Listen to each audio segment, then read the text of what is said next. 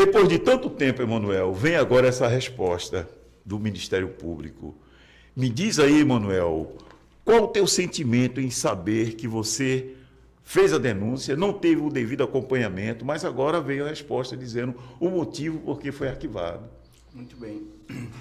Primeiro, um esclarecimento que a gente faz aos membros da Igreja Assembleia de Deus, tendo em vista que na igreja os problemas devem ser resolvidos dentro da igreja. Isso é um fato. A Bíblia nos orienta que todas as nossas querelas devemos resolver, doutor Miguel, dentro da casa de Deus. Se alguém me perguntasse, irmão Emanuel, e o senhor procurou as instâncias da própria igreja para que esse problema fosse resolvido? Claro que sim. As denúncias eram feitas à irmã Judite, que ela era a própria diretora do abrigo.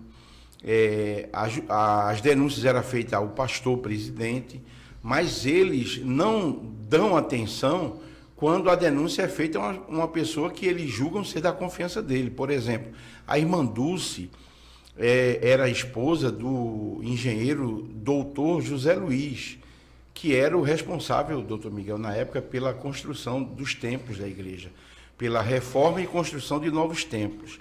E aí, como era um homem da confiança dele, vindo lá de Petrolina, que era também um homem da confiança de José Fernandes, esse pastor que morreu recentemente, que trouxe esse engenheiro para cá, que só foi um prejuízo enorme para a Igreja Assembleia de Deus, porque o pessoal fala na administração do pastor Ailton de uma gestão eficiente, mas a vinda desse engenheiro só foi um tormento para a igreja, no sentido de gastos, e a sua esposa, na época, responsável pelo abrigo. E aí a irmã Dulce, como era conhecida, junto com a irmã Judite, cometeu esses absurdos no abrigo, querendo economizar dinheiro para que sobrasse dinheiro para as construções do templo, e aí foram suspensos os medicamentos, doutor Miguel. Quando eu vi aquilo, que eu fiz a denúncia na própria igreja e não vi nenhuma atitude sendo tomada, pelo contrário, elas acharam pouco e mandaram jogar uma idosa fora do abrigo. Foi aí quando eu fiz a denúncia ao Ministério Público. Por quê? Porque como o pastor presidente não queria resolver um problema grave daquele ali, como é que a gente faça uma denúncia ao pastor e o pastor releva isso, relativiza essa denúncia como se nada estivesse acontecendo, uma vez que a esposa dele estava envolvida, porque era para ele ter feito uma comissão, chamado a esposa, chamado a irmã Dulce e me chamado também, e chamado as enfermeiras que estavam lá na época, doutor Miguel. Seria esse o procedimento. Mas como o pastor Ailton não fez isso, e a Bíblia, ela relata aproximadamente 558 vezes a palavra justiça, se a justiça não é feita na própria igreja, então a gente vai procurar a justiça que Deus constituiu. O Ministério Público está aí para isso, para que eu fizesse a denúncia. Apenas, doutor Miguel, para que entendesse, compreendesse bem o que está escrito, houve um início das investigações. Na verdade, o Ministério Público ele começou, a gente chama de estágio preliminar, que foi pedindo para que a vigilância sanitária, os órgãos de saúde, eles começaram a visitar o abrigo. Quando isso começou, de fato, a acontecer, porque são as questões preliminares de como está sendo, se tem assim, registro daquele abrigo, e aí quando o Ministério Público começou a fazer essas investigações e perguntas, indagações, o que foi que aconteceu? O pastor Ailton, para encobrir os erros que ali estavam acontecendo, ele fechou o abrigo.